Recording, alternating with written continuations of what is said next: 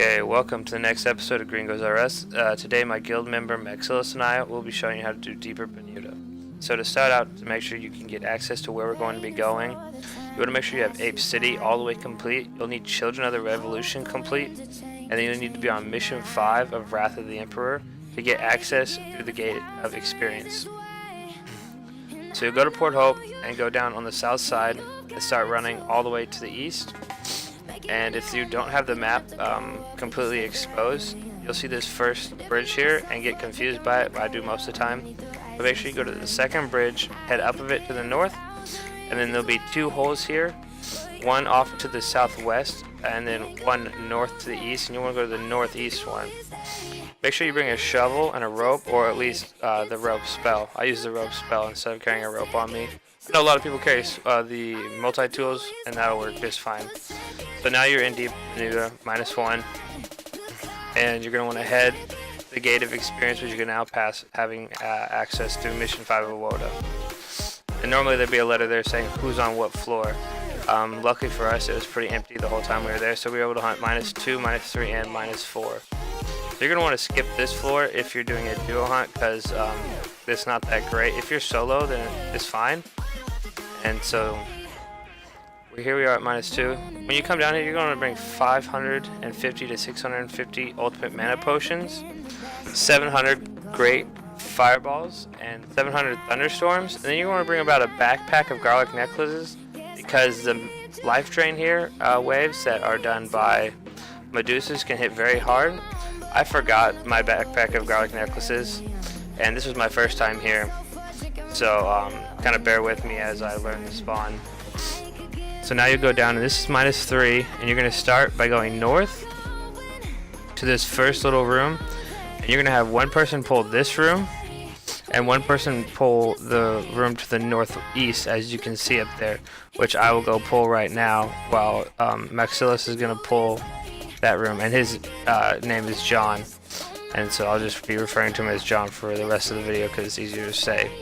Now there are a lot of monsters in most of these rooms, so I recommend being 300 and plus or higher, because when you look at the damage output here, you can easily get comboed for over 3,000.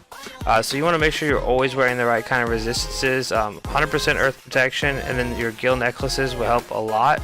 And it's a lot like the wildlife raid. If you've seen videos for that, you'll get up against the wall and you'll just start spamming your Xur Vita. Once you hit 380 to 400 for you and your partner, because I'm 350 and John here is 336. Once we hit 380 to 400, we're going to be able to just pull the rooms and stand in the middle next to each other. And it'll be a lot easier than standing against the wall, and a bit faster. But at the level we are right now, it's safer just to stand against the wall. You don't really want to risk dying. And now you'll pull this room, the smaller room, down into this one. You see this John, he lures this bigger room up, and we just meet in the middle here. You're going to want to alternate between GFBs and thunderstorms. The thunderstorms are really useful for like the monsters that aren't serpent spawns or Medusas. You'll bring SDs if you're the druid, because your wave is pointless. Don't use it here unless you really feel like training your ML, because it's not going to do any damage and it's easier just to SD the runners. If you're an MS, I would suggest just trying to beam the runners, because you'll do a good amount of damage here. So as you head to the west side of this spawn, there'll be these two rooms, and one will pull the right side and one will pull the left side down, and you'll meet roughly in the middle. This is my first time, so I was a bit slow, and so John was beating me for most of the circles. And for me right now, I have my GFBs on use on self, so that I don't have to click where to use it. I can just stand against the wall, push it, and it'll hit everything that's around me, because everything's going to be on me, which makes it a lot easiar. As you can see here, just SDing down the runners. John missing a wave, like a classic MS. Prismatic ring is pretty good here. If you don't want to wear garlic necklace, if you feel like you're a high enough level, I would suggest gill necklace.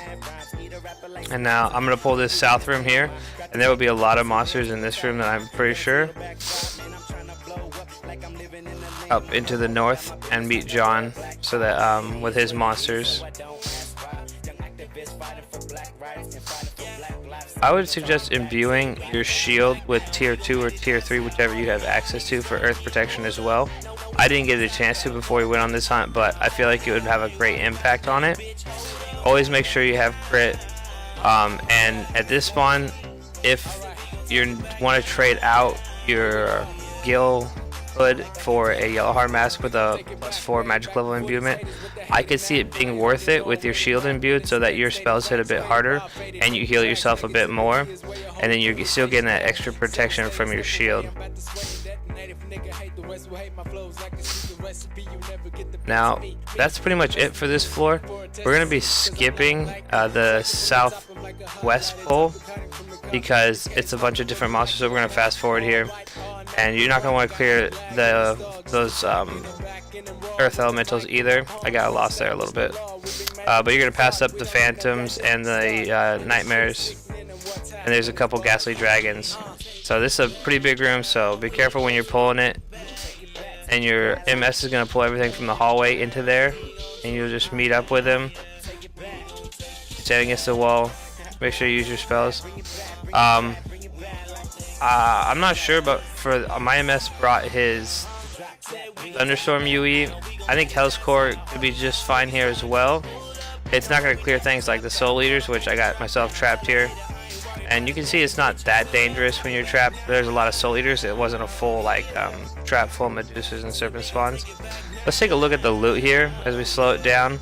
Mercenary Swords and Medusa Shields are semi-rare drops here, so you're going to make your money a lot out of those. Your Terra sets are going to make a good amount of profit, and if you get lucky with a Royal Helmet drop or a Swamp Layer armor drop, which I've gotten 4 or 5 just from hunting Serpent spawns down in Garoma, so it's a definite possibility. Noble Axes and everything, all these items go for about 9k or above, so when you do start looting stuff, you'll make profit, or at least come out even. I've found after hunting here a couple times. The process is pretty much the same for this floor. You and your duo partner are just going to want to figure out who's pulling what rooms, and where they're going to want to stand and how often you meet up. Such as the MS here is going to go left, and I'm going to go up to the top here. And we were in voice chat the whole time, so we said, okay, we're just going to meet down here on this side, in this bottom here.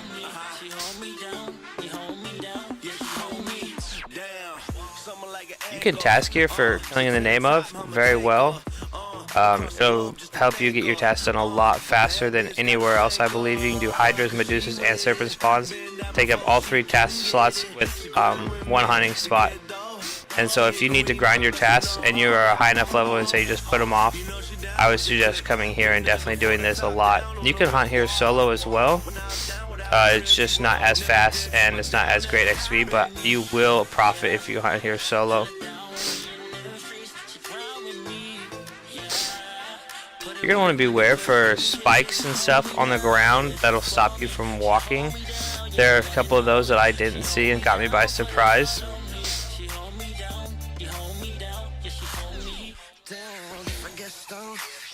Not only is the item drops here pretty good, but the creature products now with the new imbuing system are going to sell on market for you more than they will if you sell them to the NPC. Medusa hair strands and serpent spawn skins are used for ML and tier 1 and tier 2. Now that we've cleared that -4 floor, we're going to skip this whole floor, go back up the top to -2, and you're going to just pull the southwest side. John went up the northwest, and he's going to pull this and meet me in this big room here. And you can see we are able to get a lot of monsters around us and kind of make the spawn go really fast. And now I have happy hour and a coin bonus going because I needed just 1.6 KK to level, and I wanted to get it really fast because I needed to log off. And we got it in about 20 minutes. So at that rate, if you have happy hour and coin bonus going for an hour, you should make 3.2 to 3.3 KK an hour. So if you only have an hour or 2 to hunt, and even if you don't want to do a coin bonus, you should make anywhere from 2.2 to 2.7 KK an hour, which is great, I think. Alright, thanks for watching, guys. Hope you enjoyed it. Thanks for John for coming and helping me with the video. Have a good night.